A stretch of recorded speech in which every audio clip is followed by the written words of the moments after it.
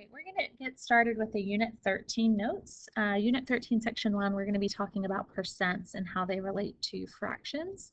So the first thing to know is a definition of percent. A percent is simply a ratio with a denominator of 100. You can also look at the word percent to help you. Think about cent as 1 cent. So there's 100 of those in a dollar.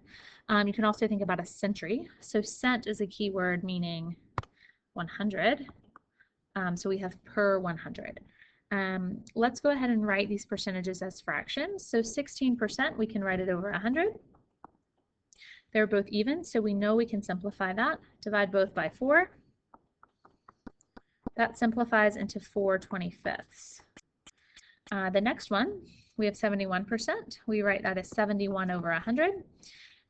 71 is a prime number, so that is in simplest form and we cannot reduce it further.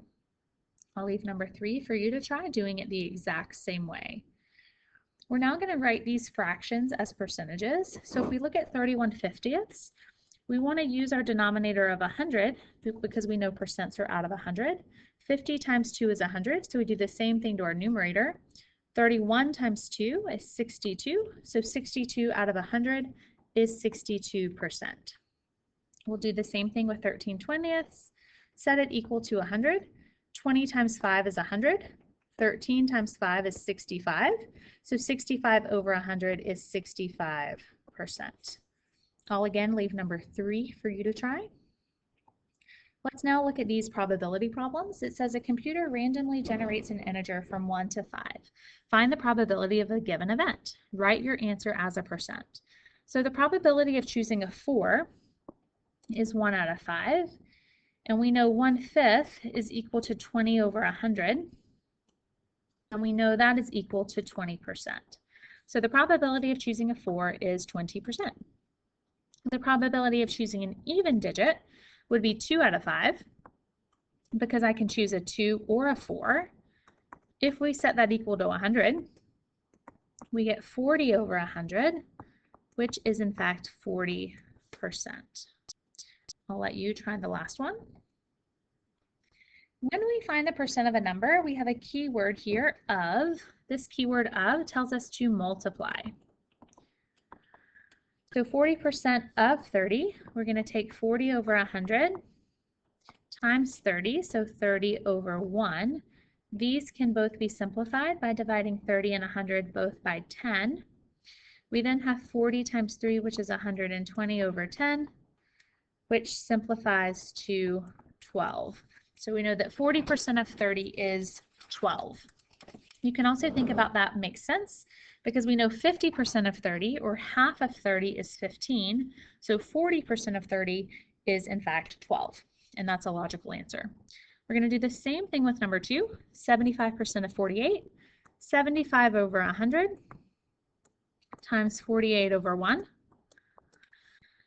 Before I multiply these really large numbers, I'm going to simplify 75 over 100 into 3/4. I'm then going to simplify 4 and 48 into 1 and 12. So now I have 3 times 12, which is 36 over 1. So I know that 75% of 48 does in fact equal 36. I'm going to leave number 3 for you to try. Again, feel free to ask questions if this is tricky for you. All right. Now we're going to talk about cottage cheese. And when you buy cottage cheese, we are buying cottage cheese that is 4% milk fat.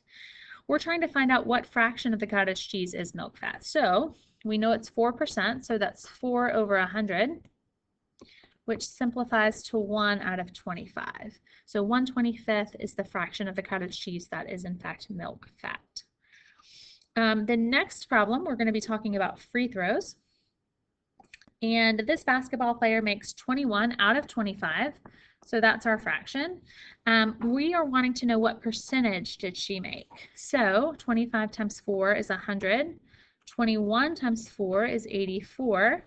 So her free throw percentage was 84%, which is pretty good. All right, our last word problem here. It says a library receives a donation of books. Out of the 480, 5% are biographies. How many of the books are biographies? So we know our percentage 5% out of 100 equals, we're not sure how many of the books are biographies, so we don't know that 5%, but we do know that there's 480 total. I can cross multiply and simply solve for x. That will tell me how many of the books are biographies. And then last but not least, you just have a couple review problems. Please pay attention to the negative signs as well as your rules for multiplying and dividing fractions.